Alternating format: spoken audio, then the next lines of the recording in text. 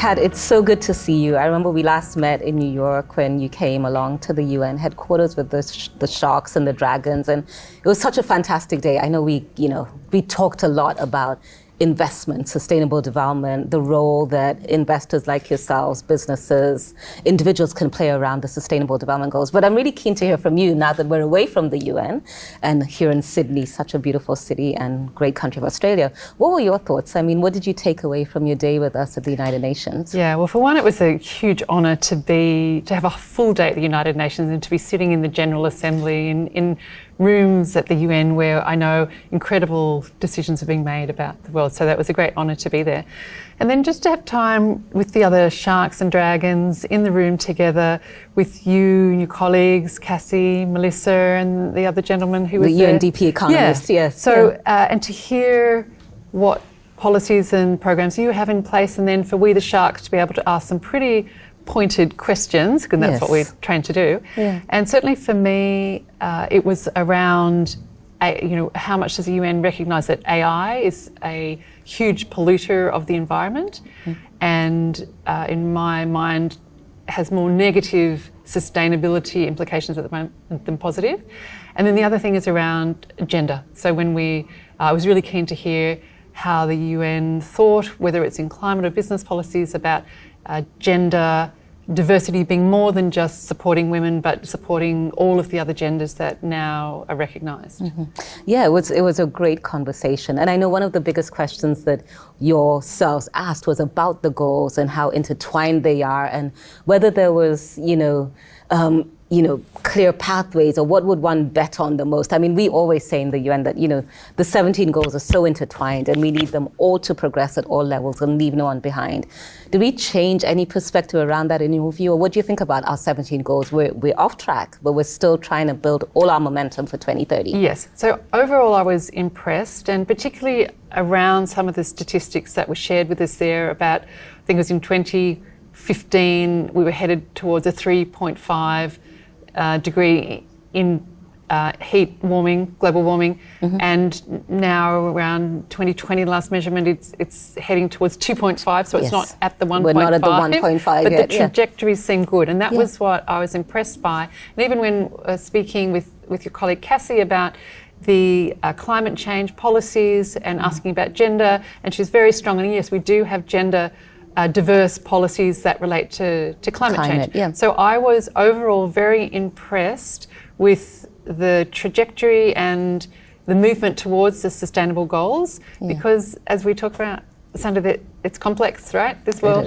It is complex, and it's great to be here in Sydney, where in the other room we have close to, I think, 500 business leaders talking about what the goals mean for Australia, and it's really keen to see the clear focus on climate action and energy. Is that anything that you're involved in, or what do you have to say about Australia's opportunities there? So I think we have massive opportunities because actually we've been very slow to get to the table, but I think we are at the table now, and as you said, we've got business leaders here at the conference who are in the position to influence climate change and biodiversity and keeping nature safe. So we know the conversation is much more around than just climate change. Yeah. So I think Australia, we're a big country, the same land mass as the US, but with a fraction of the people, only 25 million people. So we have an opportunity to do a lot more in this land, on this land.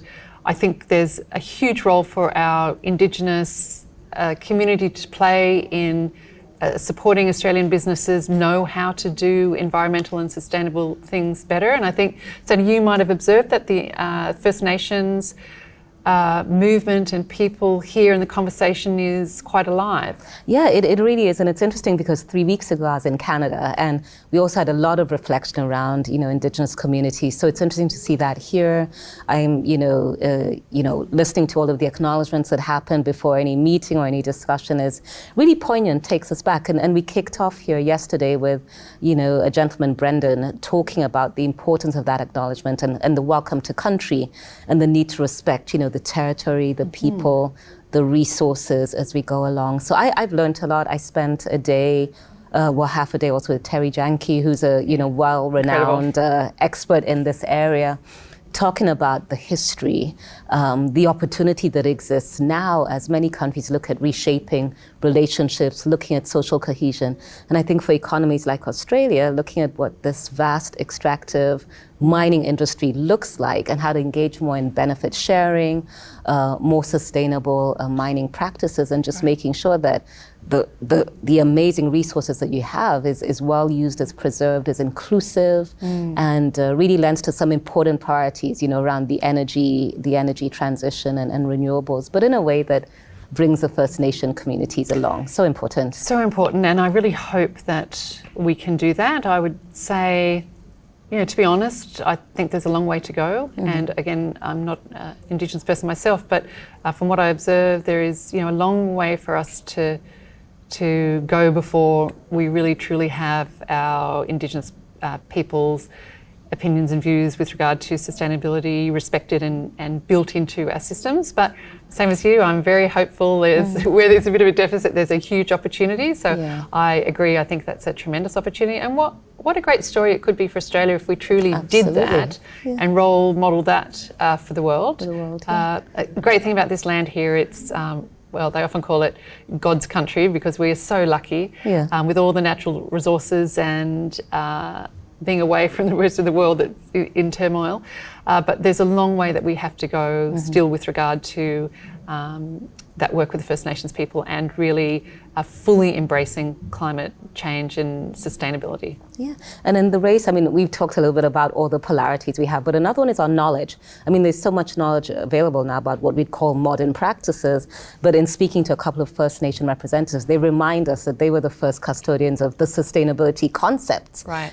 How to, as we said, manage biodiversity better, health and looking at, more traditional medicine approaches and that sort of thing. So it's been fascinating to see the juxtaposition of tradition versus new and what that also looks like at this point in time. And I just, as you were talking there, just visualising the extraordinary mashup of those two things would be incredible. Because when we also get into the topic of artificial intelligence, which is, is my field, and it is a great polluter. It is one of the larger industries now that emits carbon. And again, there's a great play that we can have for Indigenous people being involved in designing that technology that is also much less severe on the environment. So, whichever way we go with this topic around sustainability, whatever's driving at climate change, AI, I think that the First Nations people are key to both of those streams. Absolutely. And just to build up on that, I think, by and large, there's such an opportunity to make sure that people from developing and emerging economies are producers of content and a lot that's going on in the tech and AI space, so that it's more valuable, more useful, rather than consumers. Finding that balance is also something I know a lot of companies are looking at. There's a lot more consultation, and it'll just be really great to have tech that is beneficial to you no matter where you are in the world and free of bias. I know at the UN we're working, the Secretary General has a high-level advisory group on tech and AI, really first of all to look at governance and the frameworks around the governance of AI and the sort of the rules of play, but also secondly on the applicability and just making sure that tech and AI is widely available for the benefit of society. Again, another polarity for all of the advances that we have in tech and AI. There's other parts of the world that are not even digitally included yet. Right. And that's a big piece to bridge. It's a big piece to bridge, and it's when the concentration of tech is with a handful of tech giants and they have global reach. I think that is a challenge, and it'll be more of a challenge. So I love the idea of countries, and particularly developing nations, being enabled to develop their own tech, because I think tech should be place-based. Really, that's ideally. If we want to know how it does good and minimise the negative part of it, it should be place-based. And that's not even a term that we use in technology. Yeah, and I just learned that from you. Place-based. And because where that comes from is place-based philanthropy and social enterprises doing things on land and building things from being positioned on the land. And why wouldn't we do that with tech? So that'd be great. And then the other thing, of course, Sandra, is that when we look at how AI is spreading across the world, we're also seeing patterns of kind of colonisation again, where an example of that is in some of the countries like the global north countries. So, for example, Finland, the huge processing power and energy that AI needs, only about 4% of the AI processing that a country like Finland does is using fossil fuels. But when we come to more developing nations, such as in Asia, it's around 95% of the energy that they're using to process the AI is from non-renewable energy sources. Right. So we're seeing some other patterns now that are a bit worrying in how we're thinking and working when we combine AI sustainably in the environment. And I think it's just important in these conversations that we have just to raise people's awareness and business leaders' awareness that these things are at play. Yeah, I mean, there's such a big discussion here, and not just for Australia, but actually, as in a week or so, we also have the big climate conference, and that piece around, really focusing incentives and policies and business leaders' minds on renewables and really looking at the opportunities that we have there. There's huge leadership opportunities, and the Secretary General called for that as well. It's a real investable piece. One of the goals that is, highly investable. There's a clear ROI for the switch to more renewables and clean green energy. So hopefully we can get more business leaders engaged, more ambition from government around transitions and getting there. But I did want to touch on investment since I mentioned it. And of course, I did meet you through Shark Tank, but just on your mind, in your mind, what, from your time with the Sharks and certainly in your own life, because I know you invest in a wide range of causes as well, what makes a good business? What makes a business investable? What would be your top tips for that? Yeah, the top tips would be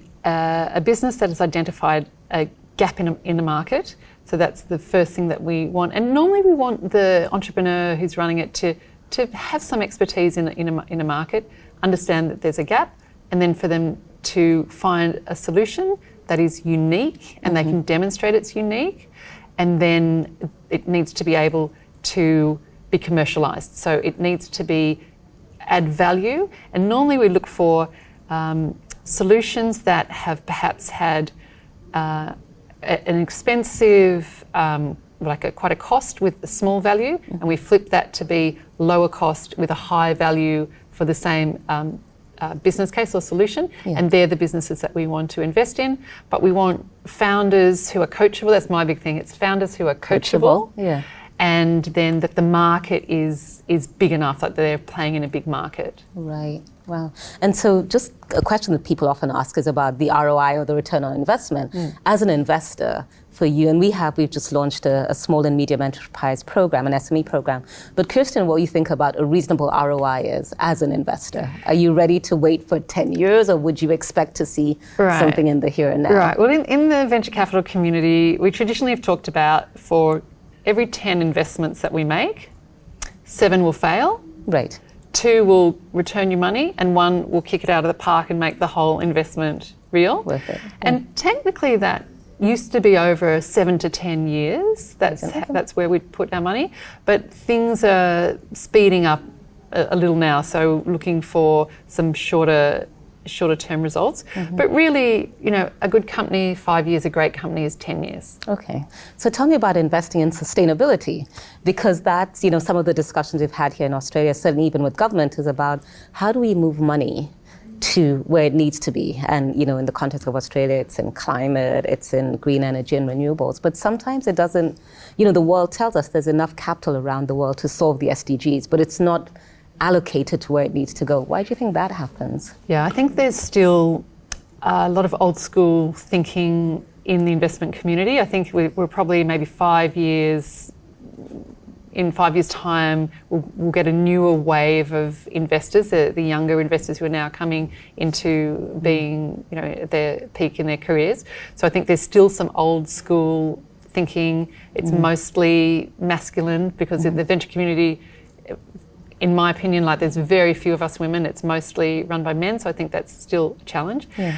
And I think that there is now, and certainly in Australia, there are very good guidelines and frameworks for doing investment that's ethical or investment into companies that are sustainable. We have questions now for some of our team who are interviewing entrepreneurs about sustainability and about diversity and about ethics. And we also like our companies to be trained in responsible strategy and ethics.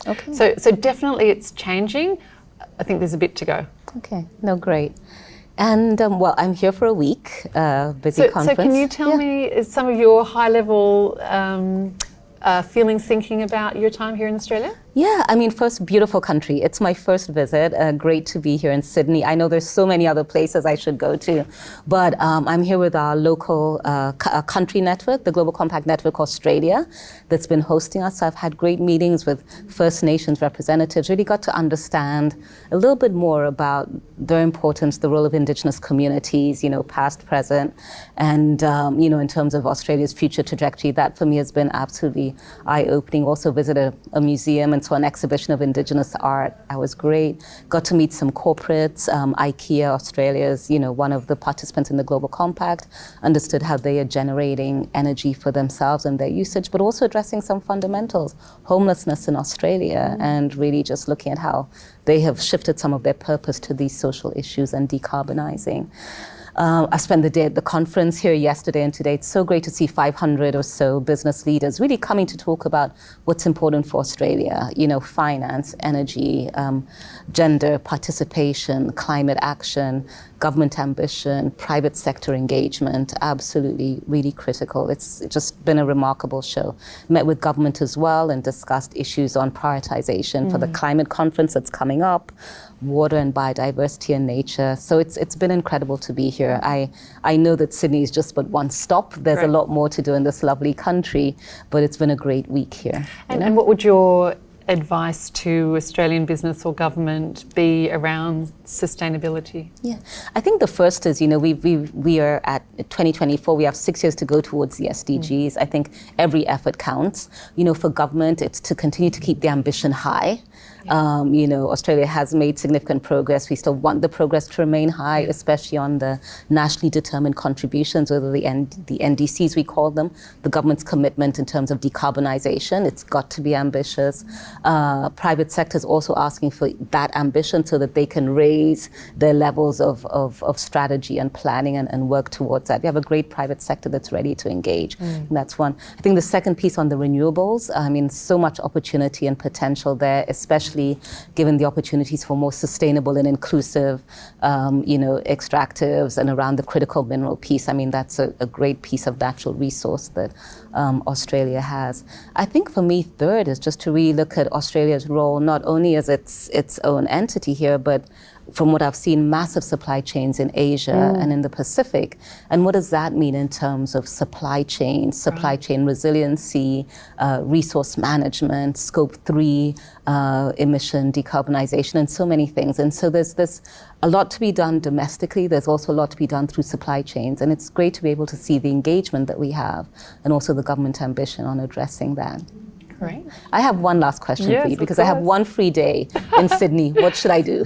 Yeah, so have you been on the harbour yet? I'm staying by the harbour, but haven't been on it. So I would definitely go on one of the ferries and maybe go over to Manly. So you're just on the harbour, because then you get to see the Harbour Bridge, the Opera House, Luna Park, and all the beauty that is Sydney Harbour. So definitely that.